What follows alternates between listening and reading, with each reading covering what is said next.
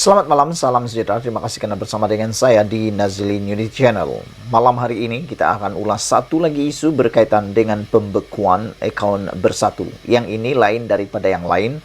Jangan kamu skip karena ini tak pernah didedahkan oleh sesiapa. Sebelum kita teruskan, sila tekan dulu butang subscribe untuk mendapatkan isu-isu terkini daripada channel Nazilin Unity ini. Terima kasih semua atas sokongan Anda selama ini. Saudara-saudara sekalian, jangan keberatan untuk share juga video ini. Saudara, selepas akaun bank Bersatu dibekukan, rumah dan pejabat pribadi, pemimpin-pemimpin Bersatu hendaklah juga diperiksa. Adakah Anda setuju dengan tulisan Sabudin ini? Beliau menyeru supaya selepas akaun bank Bersatu dibeku, rumah dan pejabat pribadi pemimpin-pemimpin Bersatu hendaklah juga diperiksa. Mengapa agak-agaknya Sabudin menulis seperti ini? Adakah kemungkinan di rumah ada simpanan uang yang kita tidak tahu? Atau dalam pejabat, dalam tempat-tempat yang seperti itu? Ikuti terus ulasan ini. Semalam, SPRM mengesahkan akaun bank Parti Bersatu telah dibekukan bagi memudahkan siasatan mengikut Akta Pencegahan Pengubahan Wang Haram dan Pencegahan Pembiayaan Keganasan. Difahamkan, pembekuan itu telah dilakukan sejak 2 minggu lalu lagi. Pada awalnya, pembekuan itu dilakukan untuk menyiasat dakwaan berkaitan dana rangsangan kerajaan berjumlah RM92.5 bilion semasa pandemik COVID-19, didakwa, diselewengkan, dan seterusnya dimasukkan ke dalam akaun bank Bersatu. Bagaimanapun, difahamkan, pembekuan juga dibuat bagi menyiasat dakwaan bahawa Bersatu menerima daripada kira-kira 10 kontraktor yang mendapat pelbagai projek semasa parti itu menjadi kerajaan, iaitu semasa Muhyiddin Yassin menjadi Perdana Menteri. Sumber-sumber mendakwa, jumlah sumbangan itu disyaki berjumlah lebih RM300 juta. Bayangkan, bukan sedikit, itu satu jumlah yang amat banyak. 300 juta disumbangkan, kononnya datangnya didakwa datang daripada 10 kontraktor yang mendapat pelbagai projek tersebut. Ini bermakna ada beberapa orang yang amat budiman, pemurah, murah hati, baik hati, menderma dengan sedemikian rupa banyaknya. Ini menjadi persoalan, siapakah penderma budiman itu? Dan apakah niat mereka menderma sehingga begitu banyak sekali? Ada yang mempersoalkan dalam media sosial, mustahil ada seseorang yang menderma sebegitu banyak tanpa mempunyai niat, kata mereka. Saudara, dakwa sumber berkenaan lagi, baki dalam akaun bank Bersatu ketika ini adalah sekitar RM40 juta. Tindakan SPRM itu tidaklah memeranjatkan, kerana berdasarkan penyata akaun yang tersebar luas di media sosial, Bersatu didapati menerima dana berjumlah beratus-ratus juta sewaktu tempoh PKP berkuat kuasa pada tahun 2020 dan 2021.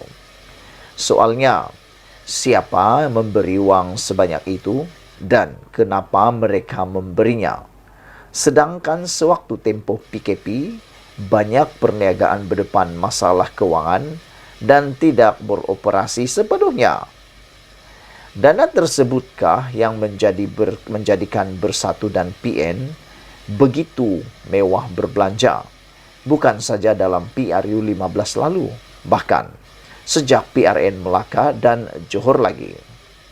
Berdasarkan hal ini juga, jika ada RM300 juta didakwa dimasukkan ke dalam akaun bank Bersatu, ikut logik dan kebiasaan sebagai parti politik, lebih banyak lagi duit tunai dipercayai ada dalam simpanan pemimpin atau di pejabat parti berkenan.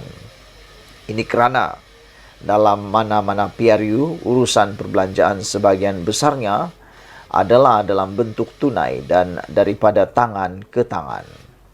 Dengan itu, bersekali dengan pembekuan akaun bank bersatu, akaun bank pemimpin, pejabat pribadi dan kediaman pemimpin-pemimpin utama bersatu juga seharusnya disiasat sama oleh SPRM.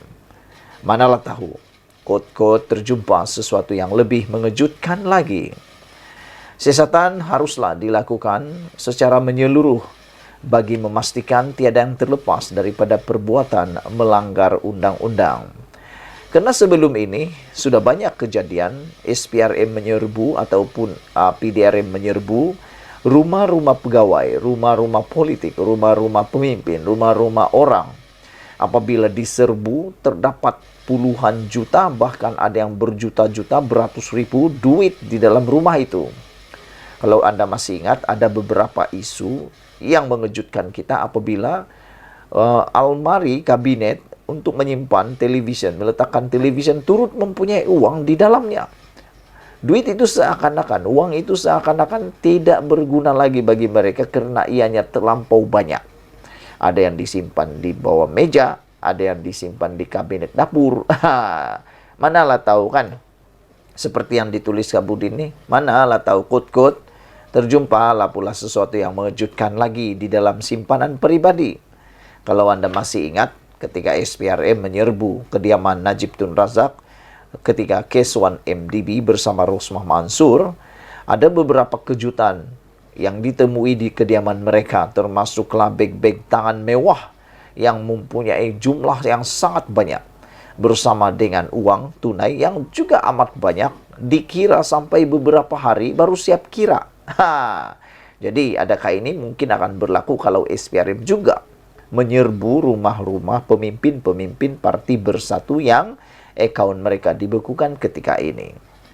Dalam hal ini, saudara-saudara sekalian, respon Setiausaha Agung Bersatu Hamzah Zainuddin yang mendakwa tindakan SPRM itu sebagai bukti PH dan BN menggunakan agensi kerajaan sebagai alat untuk membunuh kredibiliti Bersatu serta PN serta adalah tidak benar sama sekali. Beliau malah menuduh ia sebagai strategi jelek pentadbiran semasa PH dan BN untuk mengalihkan perhatian rakyat daripada kelemahan, kegagalan, dan nepotisme yang membelenggu mereka. Yang penting di sini, jika tiada apa-apa kesalahan atau pelanggaran undang-undang telah dilakukan, tiada apa yang Hamzah atau Bersatu perlu bimbang dengan tindakan SPRM itu. Berilah kerjasama ketika disiasat, waima jika ketika pejabat atau rumah diserbu sekalipun.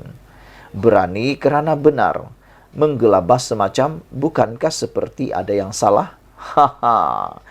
Ditulis oleh Sabudin Husin. Sebelum kita berpisah, terima kasih karena menonton channel Nazilin Unity. Jangan lupa tinggalkan komen Anda, tekan butang subscribe untuk mendapatkan isu-isu terkini dari channel ini. Malaysia kita punya, kita juga sama-sama cintai Malaysiaku. Bye-bye.